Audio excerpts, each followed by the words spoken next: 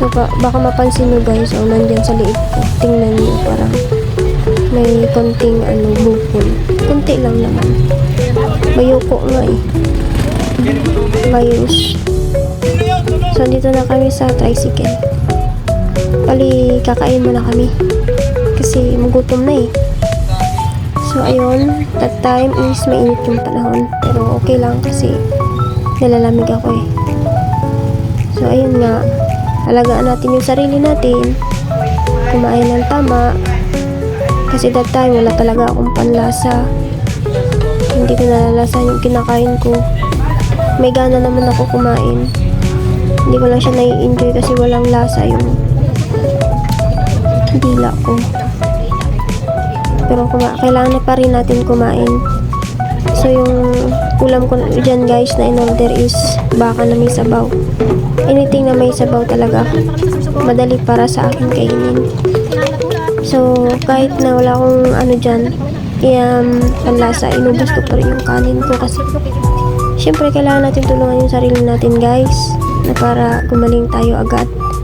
So pagtas namin kumain, dimiretso na kami sa doktor at ayun, kuha lang ako ng BP, ng height, ng timbang. At naghihintay kami, tatawagin na lang. Andyan kami sa labas naghintay. So ayun nga, alagaan natin yung sarili natin, kumain ng tama, masustansya, matulog at mag-exercise. So ayan na nga, kinuhanan ako ng dugo dyan guys. Nakaihi na rin ako. Bali dugo at yung kinuha sa akin kasi itetest nila kung positive ako sa dengue or what. So sa right hand ko hindi nakapagtusok, sa left hand ko nakatusok. Yun yung siguro yung mas visible yung veins ko doon, vein ko doon. So ayan, yung time na yan guys, may sinat talaga ako dyan. Sakit talaga sa ulo, mabigat. So that time is pauwi na kami, nakabili na kami ng gamot. Kausap ko na rin yung doktor.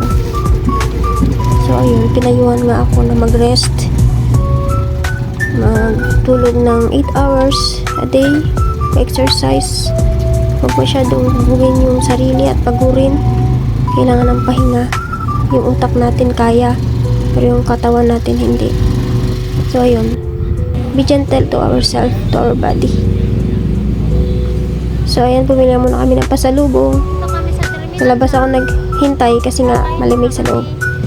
So nandito kami sa terminal na. Diyan na rin kami kumain at naghintay ng susunod na biyahe. So alagaan yung sarili nyo guys, mahirap magkasakit, napakagastos. Siguro mga nasa 7,000 yung nagastos ko dyan. 3,600 yung sa laboratory test, tapos 8 plus, syempre bumili pa kami ng pagkain, pamasahe. So kwentahin nyo na lang kung magkano yung nagastos namin. Basta magastos siya, masakit sa bulsa, pero syempre mas masakit kung hindi tayo gagaling. Kaya okay lang yan. Nasunod, bawi na lang tayo sa sarili natin. So tapos na kami kumain dyan, nasa sa loob na kami ng van, nakapila na yung sasakyan at inom na ako ng gamot kasi para mawala yung aking lagnat. Para makatulog na rin ako at makapagpahinga habang bumabiyahe pa uwi ng balod. So ayun, kailangan alagaan natin yung sarili natin. Huwag natin pamabayaan. Huwag tayo magpapaka-stress, problema. Hayaan natin problema yung ma-stress sa atin. Huwag lang tayo. Isa lang yung katawan natin, guys. Once tayo magkasakit, wala na lahat.